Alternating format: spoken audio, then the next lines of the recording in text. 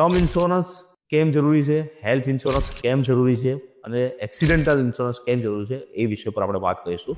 તો સૌથી પહેલો અગત્યનો મુદ્દો છે હેલ્થ ઇન્સ્યોરન્સ. હોસ્પિટલનું બિલ તમારી સેવિંગને સેકન્ડોમાં ખતમ કરી શકે છે. જો ફક્ત તમે 10,000 રૂપિયાની સેવિંગ કરતા હોય અને ભૂલે ચૂકે તમારું બિલ જો 5 લાખ રૂપિયા આવી ગયું તો તમારી 5 વર્ષની સેવિંગ એક જ દિવસમાં પૂરી થઈ જાય છે. એટલે કોઈ સિંગલ વ્યક્તિ હોય તેમનું minimum health insurance cover 10 lakh રૂપિયા હોવું જોઈએ. કોઈ કપલ્સની અંદર હોય તેનું 20 લાખ રૂપિયા હોવું જોઈએ અને જો બાળકો સાથે હોવું જોઈએ તો 25 લાખથી વધારે હોવું જોઈએ. કેમ? નોર્મલ સામાન્ય તાવ આવે છે ને તો પણ 1 લાખ રૂપિયાનું બિલ આવે છે.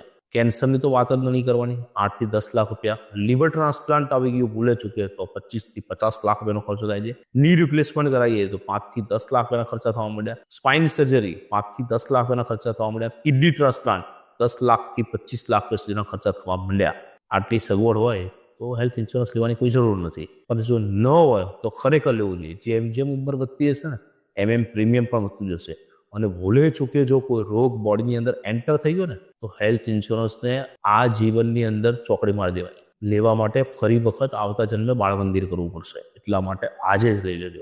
તમારા ફેમિલી માટે ખરેખર ખૂબ જરૂરી